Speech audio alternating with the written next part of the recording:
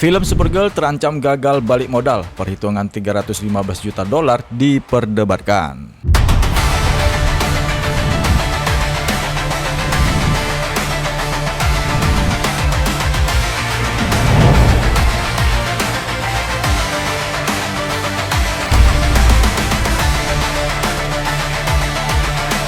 Warner Bros. Dan DC Studios akan segera merilis film Supergirl yang dibintangi oleh Millie Alcock, aktris yang dikenal luas lewat serial House of the Dragon. Meski sebagian penggemar DC sudah tidak sabar menantikannya, ya antusiasme publik secara umum masih belum sebesar film-film superhero besar yang lainnya. Belakangan ini, media sosial ramai membahas sebuah laporan yang menyebutkan film Supergirl memiliki biaya produksi sekitar 175 juta dolar Amerika Serikat dan hanya membutuhkan 315 juta dolar Amerika di box office global untuk balik modal. Ya, di mana angka ini langsung menjadi bahan perdebatan karena banyak pengamat industri film menilai perhitungannya terasa janggal. Masalahnya sederhana, yaitu saat sebuah film menghasilkan uang di bioskop, studio tidak menerima seluruh pendapatan tiket yang terjual. Sebagian besar pendapatan harus dibagi dengan jaringan bioskop. Di Amerika Utara misalnya ya kan, studio biasanya itu hanya menerima sekitar setengah dari hasil penjualan tiket. Sedangkan untuk di pasar internasional, bagian yang diterima bahkan sering lebih kecil lagi. Sistem yang mirip juga berlaku di negara kita ini. Ya, negara Indonesia tercinta.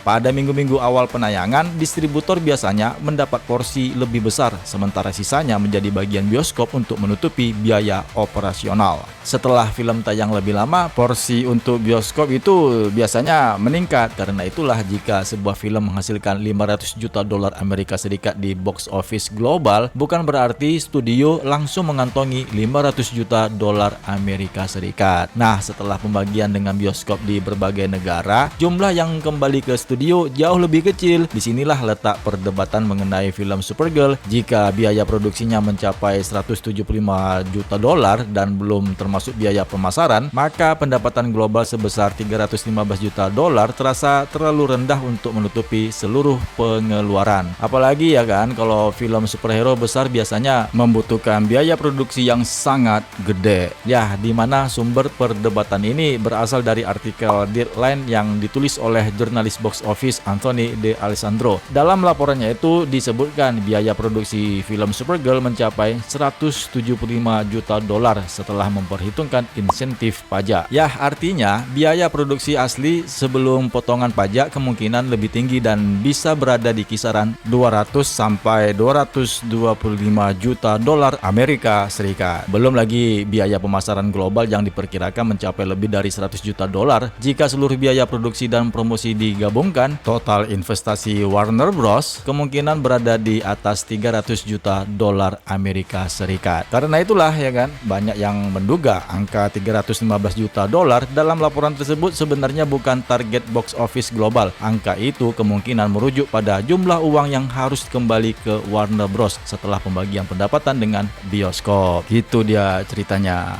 Nah, jika asumsi tersebut benar, maka film Supergirl kemungkinan perlu menghasilkan sekitar 600 sampai 650 juta dolar di box office dunia untuk benar-benar mencapai titik yang impas. Angka ini jauh lebih masuk akal jika dibandingkan dengan film-film blockbuster Hollywood yang lainnya yang memiliki biaya produksi yang sama. Sementara itu, prediksi awal untuk performa box office Supergirl masih belum terlalu meyakinkan. Di Amerika Utara, film ini diperkirakan membuka penayangan dengan pendapatan sekitar 47 sampai 65 juta dolar Amerika Serikat pada akhir pekan pertama. Sedangkan untuk di Indonesia masih belum ada prediksi yang resmi. Namun jika melihat performa film-film DC sebelumnya, pendapatan akhir pekan pertamanya kemungkinan berada di kisaran 15 sampai 30 miliar rupiah. Jika ulasan sangat positif dan efek kesuksesan Superman mampu meningkatkan minat penonton terhadap DC Universe baru, angka tersebut bisa naik hingga 30 sampai 50 miliar rupiah. Sebaliknya, jika antusiasme penonton rendah, hasilnya bisa berada di bawah 15 miliar rupiah.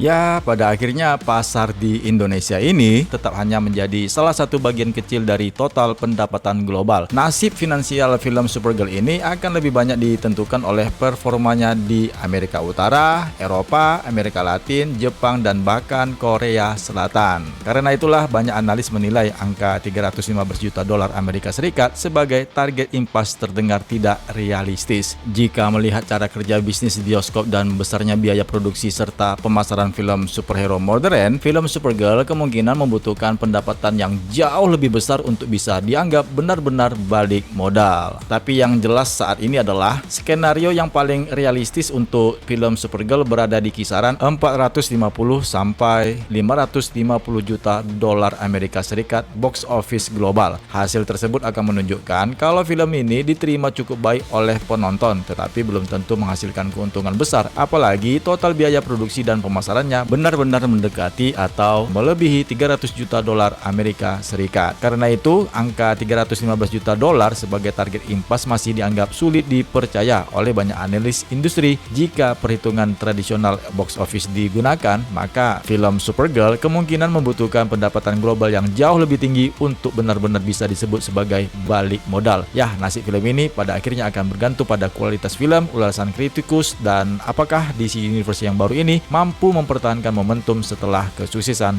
film Superman. Kan gitu ceritanya, ya nggak woy?